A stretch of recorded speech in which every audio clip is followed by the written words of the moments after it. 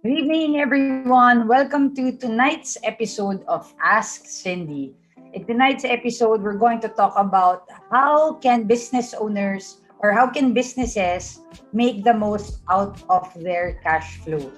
Okay, so before we dive into the topic, let me just introduce you to what Ask Cindy is. So, Ask Cindy is a weekly show that we do every Tuesday at 8 p.m.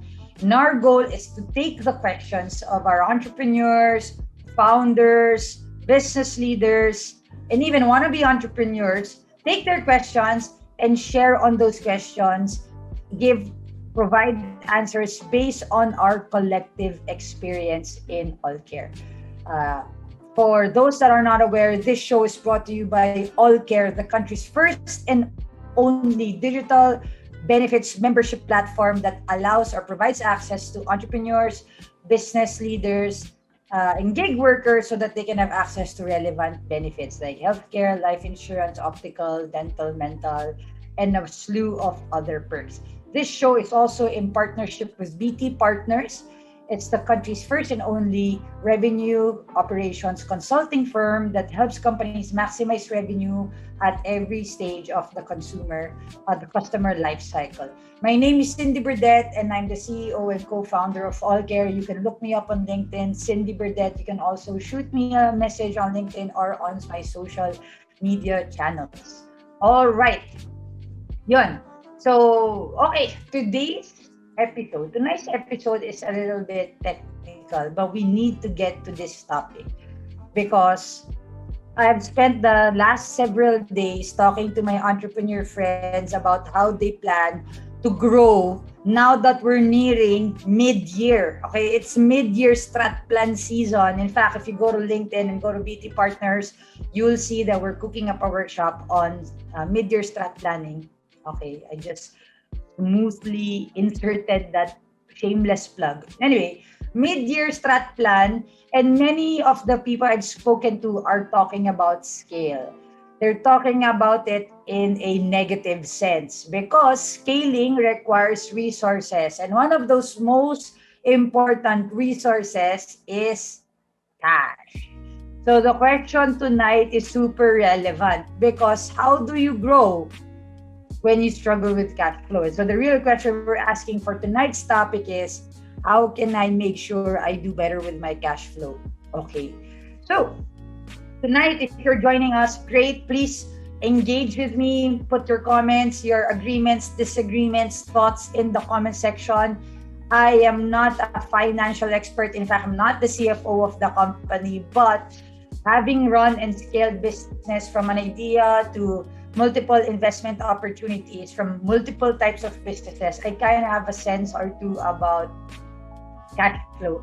And my goal is to anyone that needs a little push, a little inspiration, or a bit of answer to how to go about it, I hope tonight's sharing would be relevant to you. Again, good evening and thank you for joining us in tonight's episode. And let's get to it. So let's first establish a simple context what we mean by cash flow. So if you took accounting, if you have a business degree, you probably took accounting, right? You took basic accounting in university or in college. And cash flow is simply the inflow and outflow of money in your business, diba? And this is one of the key documents that you need to prepare to understand your financial position. It is part of your financial statements, diba? Your cash flow statement. And interestingly, many businesses are focusing on their income statement, worse if they focus on their balance sheet, diba? But one of the most critical things that they need to be monitoring is cash flow. They need to have a consistent view and a routine, regular view of their cash flow. Kasi kahit profitable yung business mo, pero wala ka ng pera sa bangko, wala kang pampasweldo, peggy, diba? So it's super important that as entrepreneurs, as business leaders, we have a very clear, regular view of our cash flow, the inflow and outflow of money in the business. So That being said, and making that emphasis that cash flow is one of the, if not the most important financial statement documents that we really need to regularly monitor as entrepreneurs, let's get into the questions for tonight's episode. Okay. Question number 1. Okay, direct. How can I increase my company's cash flow? Basically, the question is, how can I increase the movement of money into the company, right? The inflow of cash into the company. Now, majority of cash flow comes from your sales, from your revenues. Diba? Ito yung number 1 source of cash. Syempre, you can infuse cash into the business. That is also an option. But one of the primary things that I will talk about tonight is growing your cash flow through the lever, depending on what accent you wanna use, no, on sales and revenue. Now, one of the ways that you can increase cash flow is through a method called receivables discounting. What does that mean? Okay, let's say you in 2 to 3 months, you're gonna be able to collect, let's say, 1 million pesos, right? But right at this very moment, you don't have money because you invested in something and it's not, it doesn't have an immediate or a short-term impact into your top line.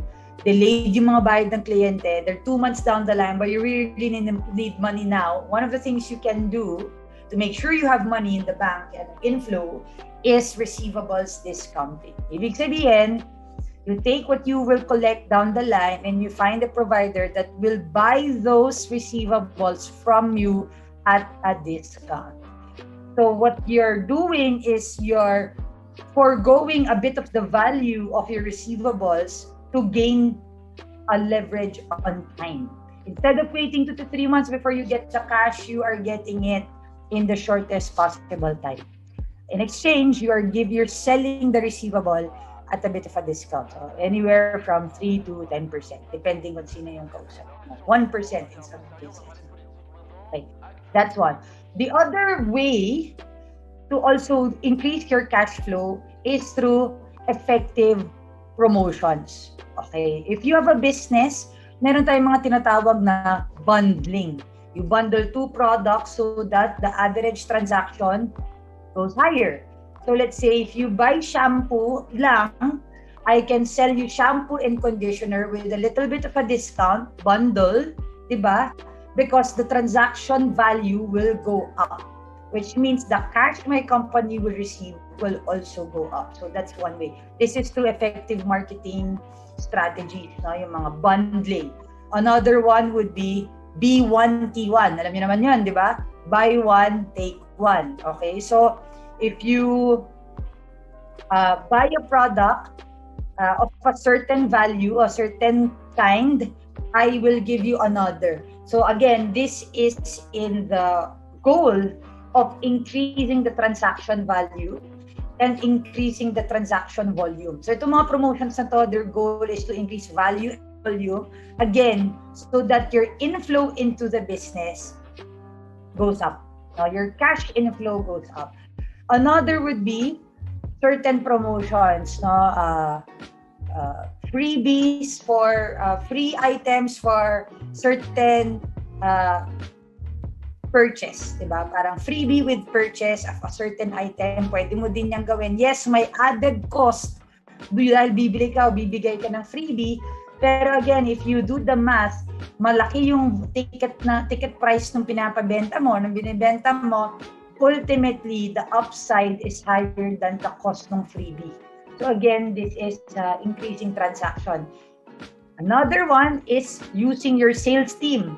If you have a pipeline, if you're an entrepreneur, you're the boss, you're the CEO, the director, and you can see the pipeline of your sales team, meron kang portion ng pipeline mo na malapit nang ma-close pero hindi pa closed. You can give, through strategic brainstorming with your sales teams, the authority to offer them aggressive closing deals. Yung mga quick close na tinatawag natin, no? Pwedeng mag-discount, limited time offer, discounted yung contract, or may free service, or increased warranty from 6 months to 1 year if you sign within the next 30 days.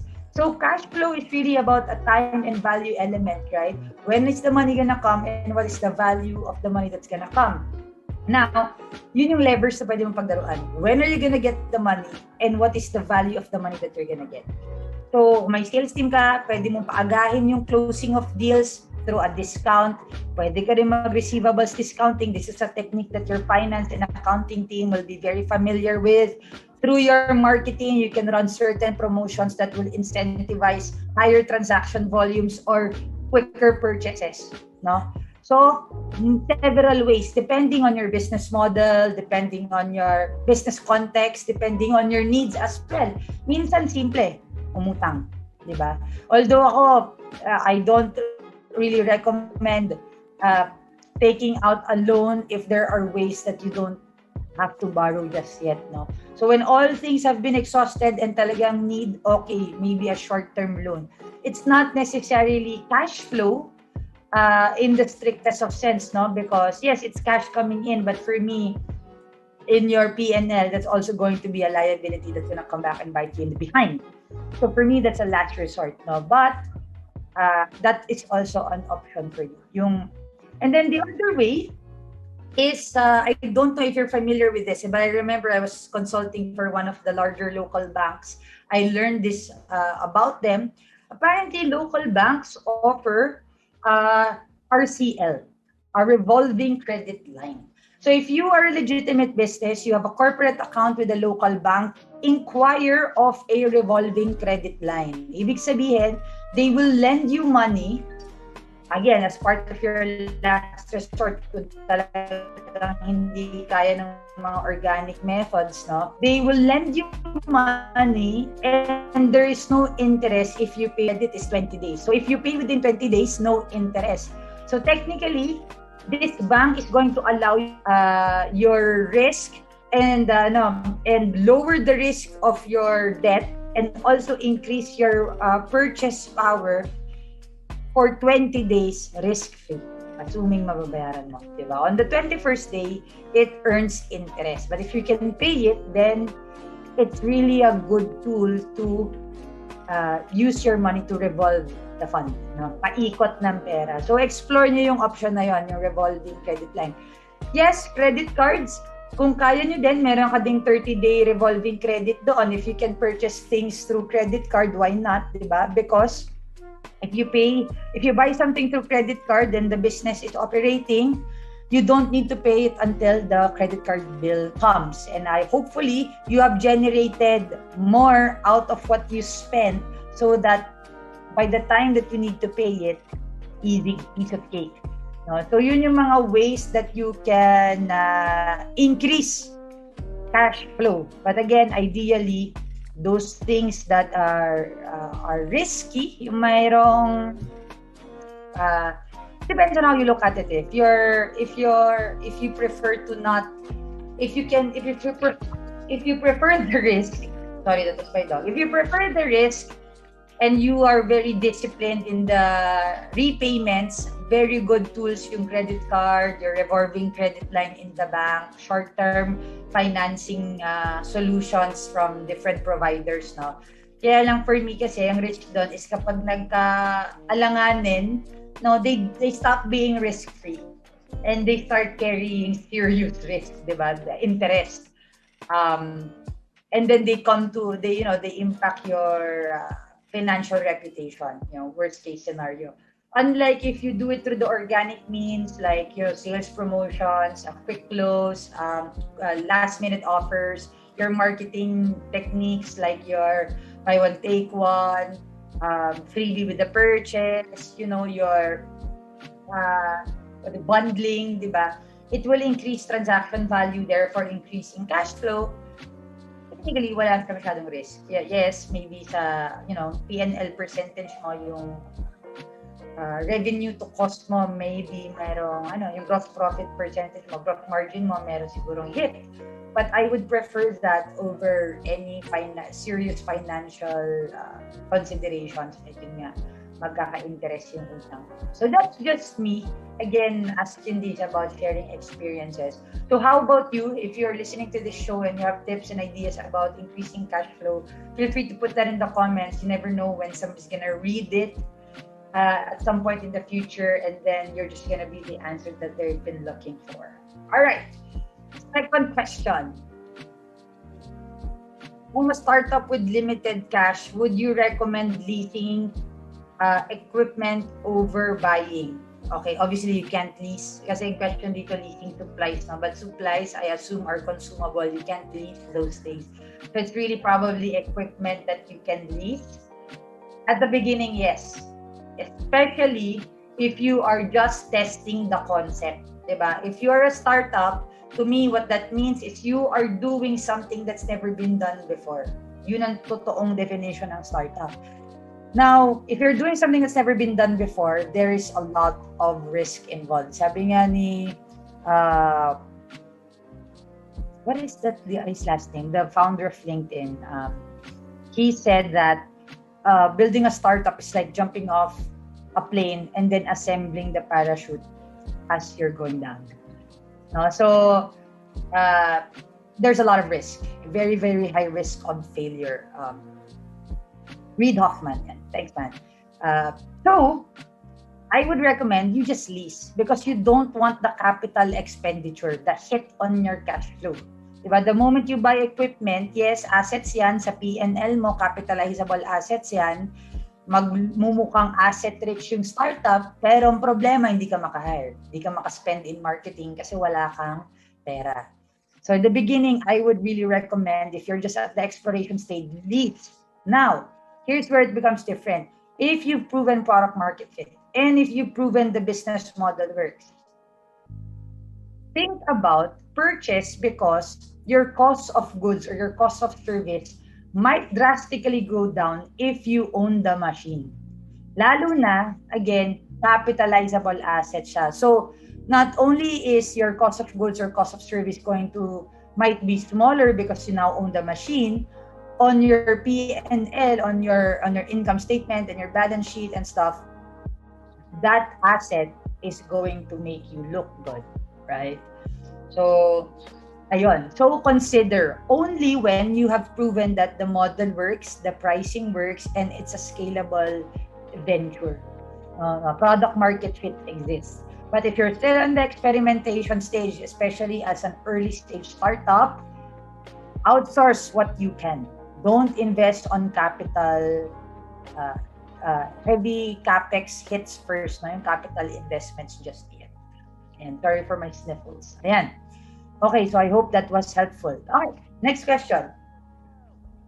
I'm considering cutting my company expenses in areas that won't impact much on my operations. Where should I start? I'm assuming you reviewed, based on the question, diba? You know which areas those are. So obviously, you start with those.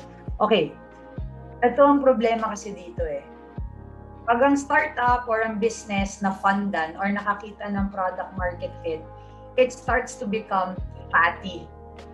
Anong ibig sabihin nun? It starts spending in areas where it doesn't have to.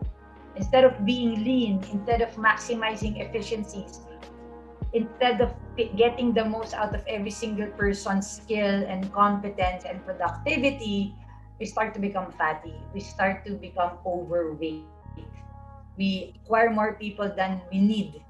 We acquire more capital expenditures like machineries and stuff more than we need. We are buying things too early than we actually really need to. No, we're taking more outings and trips and dinner and drinks out than we need. No, and it's just a fact that a lot of the startups that I see, the moment they see some level of traction, they get funded or they get investments or they are creating their own positive cash flow, medyo waldas, no?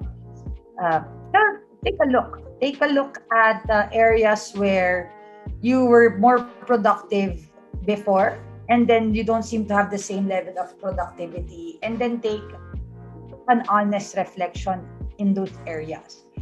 So I'm hoping you have your finance and accounting team really just tracking all of these things. In your P&L, you can see all of your types of expenditures and then review. Ano yung biglang lumobo over the last how many months, di ba? And is the and yung paglobo, commensurate pa siya to the increase in revenue or increase in initiatives that will bring you revenue midterm, short-term, midterm, long-term, di ba? You are the only person can answer that because you'll have to look at your P&L and make that distinction, make that analysis.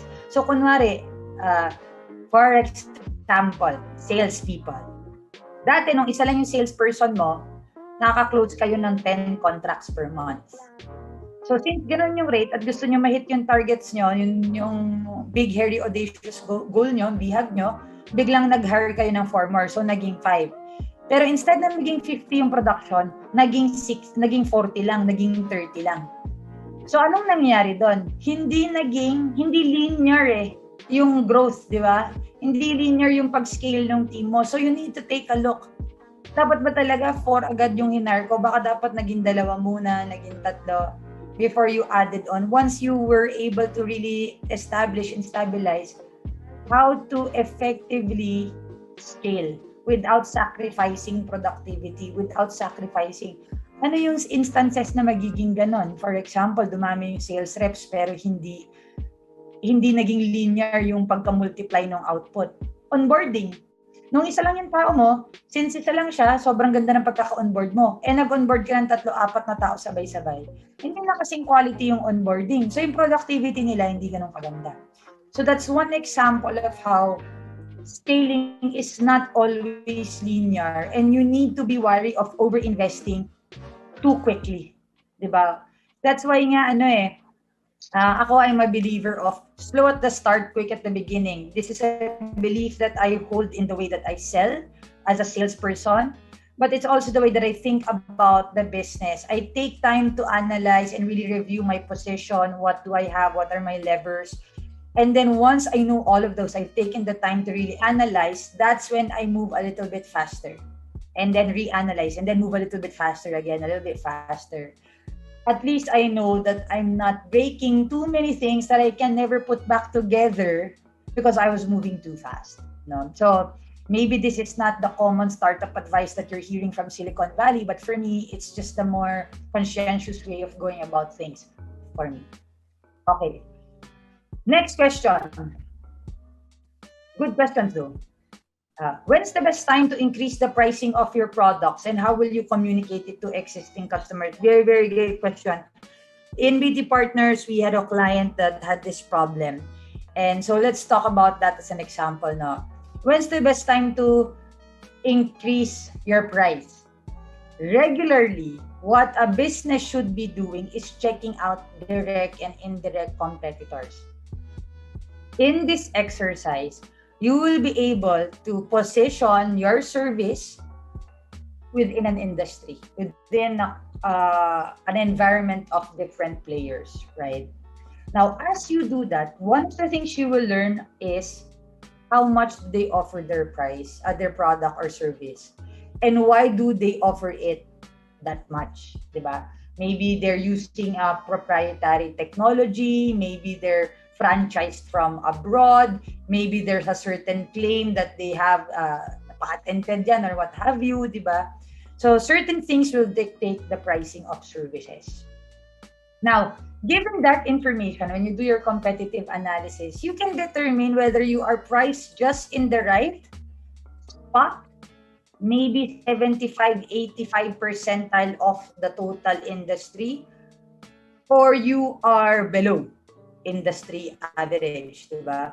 If you are top percentile of the industry, meaning kayo pinakamahal, walang problema yan. If you believe that your service and product is worth it, then my friend, go for it, right? Assuming that your price is not deterrent to acquiring customers. Kasi mamaya, sobrang taas ng presyo mo, pero hindi naman pala sulit. They don't find the value. You're easily replaceable. Wala kang unique advantage for the service, there's no unique benefit to the buyer, then it's not a benefit that you're pricing it the highest. No. So there is no black and white answer to this, but it's really about contextualizing it. Now, second question, how will you communicate it to existing customers? One of the most important things that a company can do is to have regular feedbacking session with its existing customers. And that is a role that should be done by your customer success team or your account management team, depending on how your structure is called, diba?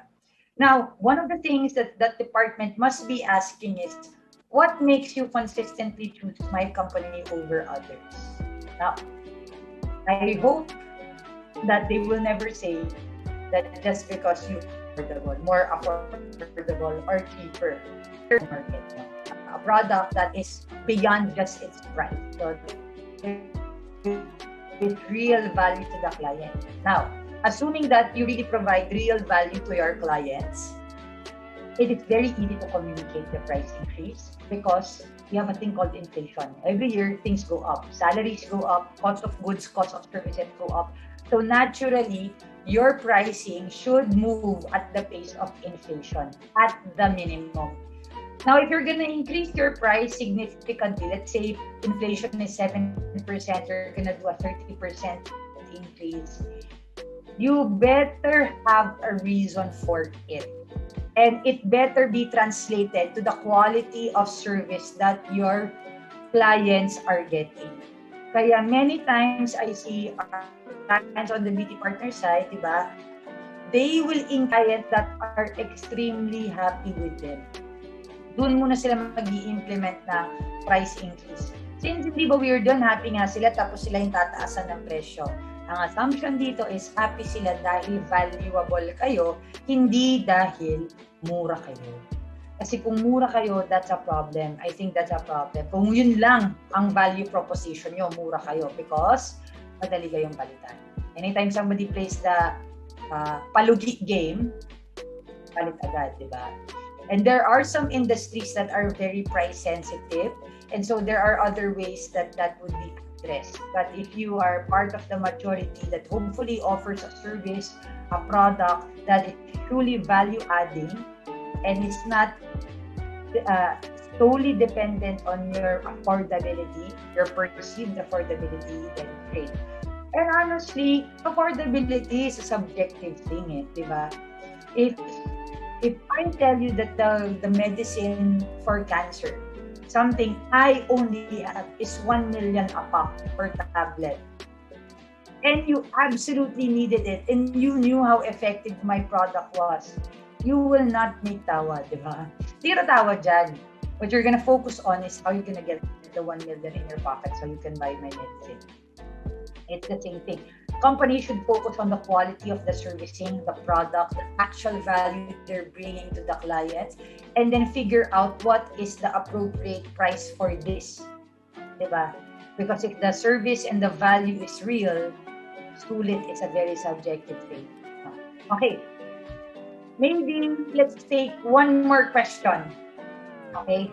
Very technical, very heavy topic. Cash flow, cash movement, inflow, outflow is a very technical topic. So we really need to take this with some reflection and clarity. Kaya uuntian lang natin yung question tonight. And again, for those that are just tuning in, welcome to AskCindy. It's a weekly show where we take entrepreneurs' questions, thoughts, topics that they want to explore on, and we share on these topics from our collective experience. And if you have an experience on the topic, I would love for you to put in the chat, put in the comments what you think of the question or what you think of the answer. You can agree, disagree, or give your own examples as well. All right, last question. When starting a business, is it better to have an in-house finance department for better cash management? Depende.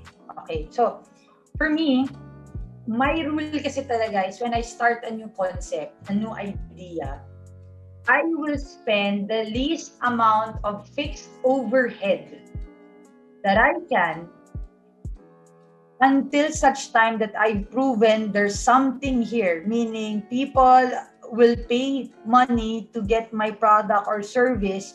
Until I determine product market fit, I will reduce the fixed overhead or the recurring overhead that I have. No?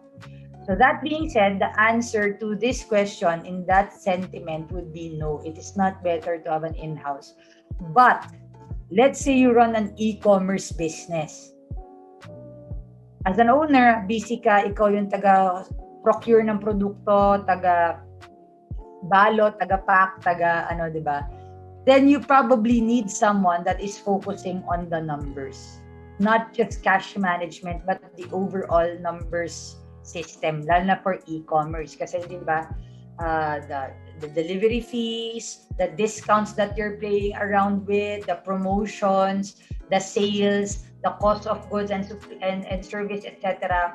Posibleng kailangan may tumutok doon. But I've never really gone into full. We do have one company that focuses on e-commerce for baby decors, room decors, and toys and Montessori items. But I'm not as involved in the operations. But currently, sa setup ng company na yon, walang dedicated finance person. And that's something that I see as a weakness in that team. No? And I've verbalized that already to our founding team na maybe we need to find somebody who will focus on the numbers para we have regular reports, we can see the movement, are we getting efficient as we scale. No? But very, very early stage businesses, lalo na yung mga can exist by outsourcing this, I would suggest do that. Lalo na kung experimental stage because you don't want to be stuck with overhead. You don't want to be stuck with contracts that you need to fulfill that will hurt you every month until such time you know this is a business that you can grow and that will work for quite some time. You know? So, ayun. I am spent.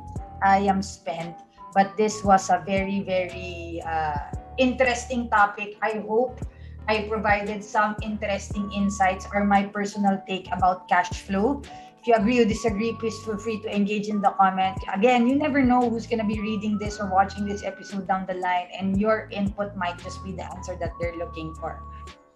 Thank you so much for watching tonight's episode of AskCindy.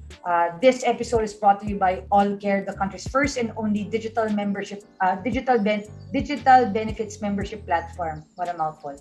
Where we provide access to employers, startups, SMEs, business leaders, and even gig workers so that they can have access to relevant, comprehensive, and holistic worker benefits. This episode is also done in partnership with BT Partners, the country's only revenue operations consulting firm that helps you maximize revenue at every point of the customer life cycle. Okay, please tune in to our social media channels across Facebook, YouTube, LinkedIn, Instagram, and Kumu because the next episode, which is episode 8, is already our season ender. It's the last episode for season 2. So, kalahin mo naka 2 seasons na tayo sa AskCindy. So, hopefully, we can get feedback from you, can get insights and inputs about topics that you want to talk about in season 3. Feel free to reach out to us on LinkedIn, add us on LinkedIn, follow us on Facebook or on Instagram, or shoot me an email at cindy@allcare.io. Thank you so much, everyone, and I hope to see you on the next episode. Bye.